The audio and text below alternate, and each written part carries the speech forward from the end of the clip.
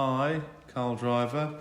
I've lived in Somerton all my life, since 1961. My earliest memories of Somerton, we lived on a farm, had a lot of livestock, a mixed farm, cattle, pigs. So I remember the pace of life was not as fast as today. Harvest time, you had time to enjoy teas in the fields, particularly with straw. A lot more people about in the village. The pub, I don't remember, the pub closed, Kicking Dicky. Don't remember that. All the almshouses, everywhere was people were living in. People on the farm and Stan Hurrell, Spencer Pearson, used to see them a lot. And then hardly remember the fires we had. I think it was about 5. The Dutch barn was burnt down, or burnt twice. And there was a big timber frame barn up at Hall Barn, Somerton, halfway up the road. That was burnt down. That was, unfortunately, it was Spencer Pearson's son who worked for us. He liked seeing the fire engines, and so yeah, they eventually caught up with him really on that anyway. So labouring, all the farms were farmed by individual people. And it was Bob Pearson, Marcus Vinson, Frank Laughlin. George Driver was at Mile End Farm. Funny enough, the Boxted Lodge, which is across the river there, that had already been sold off. I don't remember a farmer being there. It's all part of the Boxted estate. Other people, I remember Mrs. Bunn lived next door. She used to help with the housework and stuff like that, looked after us.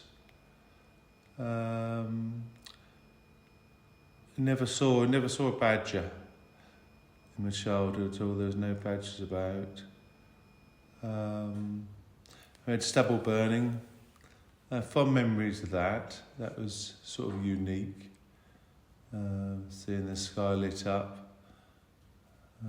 But it was quite scary at times. Farming changes. Yeah, so back to that, we were a mixed farm with livestock.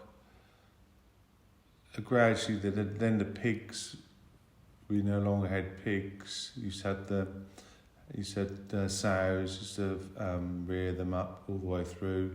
They stopped. Then we had a suckler herd. Cattle grew to graze the meadows.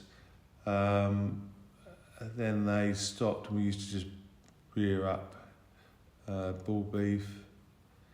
And then in 2000, I suppose, that's when we stopped having cattle. And down at my father's, the sisters would have taken the use of the grass for horses. The field size, I don't remember. The fields are mainly all the size they are today. There was a couple of hedges or ditches, so to speak, that were pushed out. One on the Dicky field, that was a straight line. There was no hedge in that. There's still a tree, an oak tree where the hedge line was.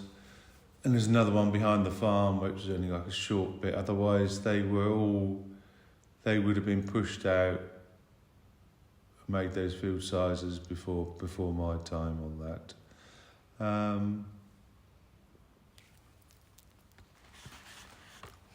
Childhood, I remember had a lot of free time exploring woods, big pit around the back of the farm, deep gully like that was full of trees. You could go walk up there everywhere. I had building camps by the river, swimming in. Funny, I remember summers.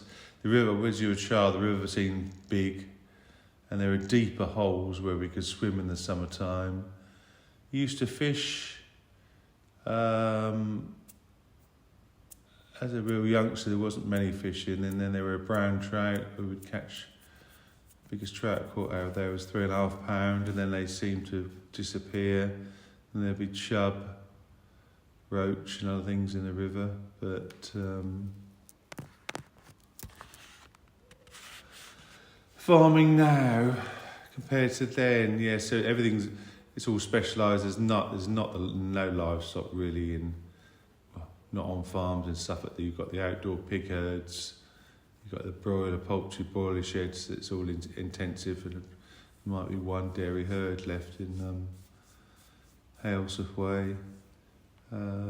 So yes, it's intensive. What would have been originally always cereals, predominantly spring or winter. Then we went to all continuous cereals, all winter sown. Now it's gone back to a rotation with spring cropping, and using more imported manures and digestate and for fertility and cover crops and direct drilling. So originally everything would have been ploughed, then they were scratch tilled, and now straw incorporation. Now we've sort of gone back full circle where we're direct drilling as and when you can, and then cover crops and soil loosing when necessary. Yes, it's intensive. There's not the people in the village, so yes, it would have been 4 or 5 people on 300 acres. Now it's sort of one person to 1,500 acres to 2,000 acres.